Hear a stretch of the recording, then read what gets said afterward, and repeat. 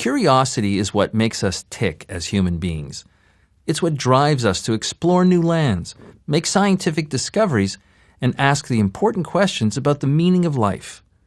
In this section, we'll explore why curiosity is critically important for great leaders and for the teams they build, and why it's essential for winning in business and in life. This section will answer the following questions. What does it mean to probe and push with curiosity toward action? Why is an environment of curiosity important? When should you stop probing and pushing? And how can leaders create an environment of curiosity that leads to action?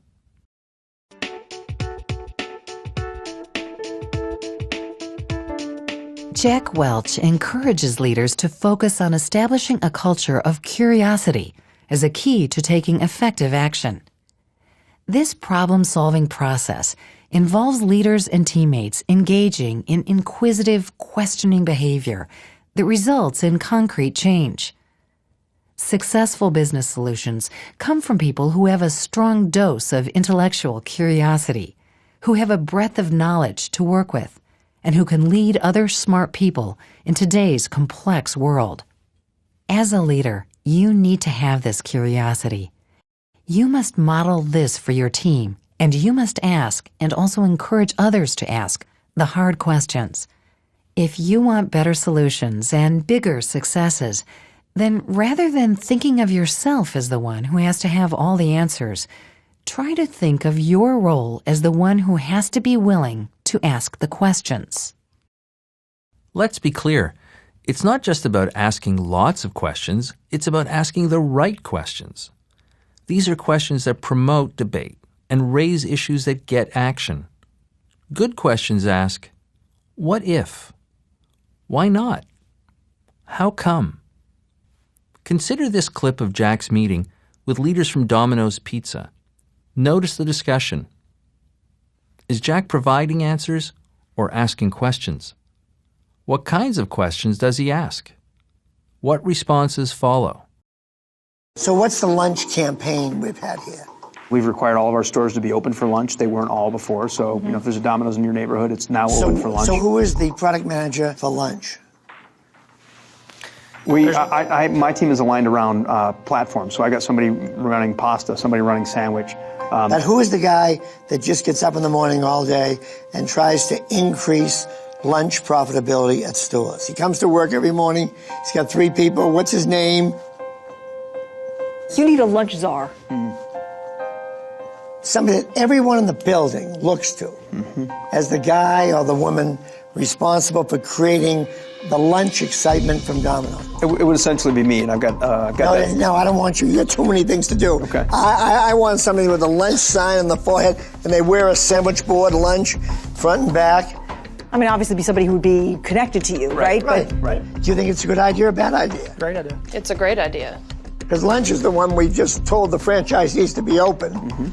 And let's deliver for them a real campaign with a leader, your highest potential person. So can you recommend that? Yes.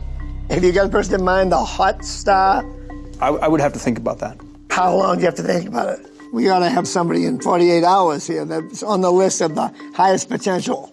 This is a high visibility job that we're going to change the profile at lunch. We're going to just make it a huge bands, screaming, yelling. Yeah, I'd have to think if, we've got that person. We don't want somebody that's available. We want a star. I mean, a big star. Like a big gasp factor. Holy cow, they really mean it about lunch. Lunch is important. Lunch is critical. And they've done this. Chris, are you available for lunch? Yeah. You may be wondering when to stop the pushing and probing process. Unfortunately, like many things in life, there's no standard answer for that. It doesn't mean that you get so bogged down in the questions that you never take action. That would defeat everything and would not be in keeping with having the courage to go with your gut.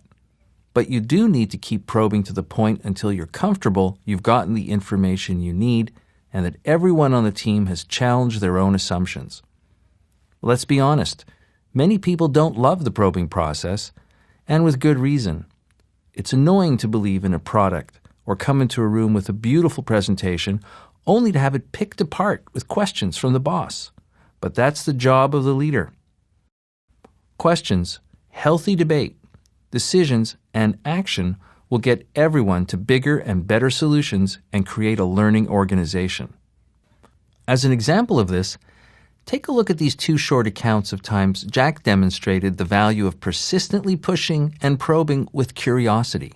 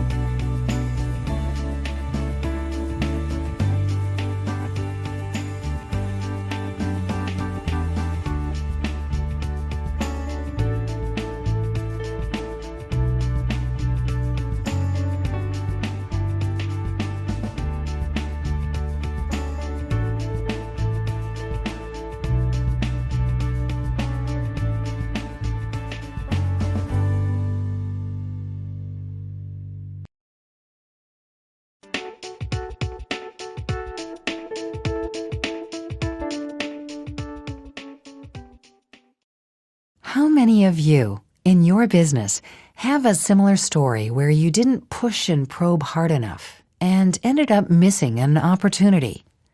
If you believe in improving an issue, probe and push until you come to a solution. Ask questions, get answers, and get action. Remember, though, you have to make sure your questions unleash debate and raise issues that get action. It is a leader's responsibility to ensure that questions and concerns are acted upon. Otherwise, it's much ado about nothing. Saying something doesn't mean it will happen. What are your follow-up mechanisms? Leaders can do the following to ensure action is taken on questions and concerns. Schedule meetings for accountability. Question the issue, not the person. If a teammate didn't meet expectations, ask questions about how the team can continue to meet the goal, rather than chastise the person. That person will likely feel bad enough as it is. Check in. Before the accountability meeting occurs, supportively ask how the task is going. Offer ideas if unexpected challenges are surfacing. An environment of curiosity and action is promoted through the establishment of healthy debate forums. One temptation leaders face is to feel they have to have all the answers, to be an expert, the best at what they do, and the smartest person in the room. But that's not the case. As a leader, your job is to have all the questions. You must be incredibly comfortable looking like the dumbest person in the room. Every conversation you have about a decision, a proposal, or a piece of market information has to be filled with you saying, "What if?" and "Why not?" and "How come?" This leadership practice of healthy questioning will lead to identifying issues and potential actions.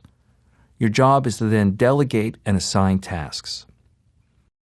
Once these assignments are made, follow up with your people with warmth, support, and high expectations. Publicly praise and reward people who follow through with their commitments. Ensure that meaningful action follows your fruitful discussions.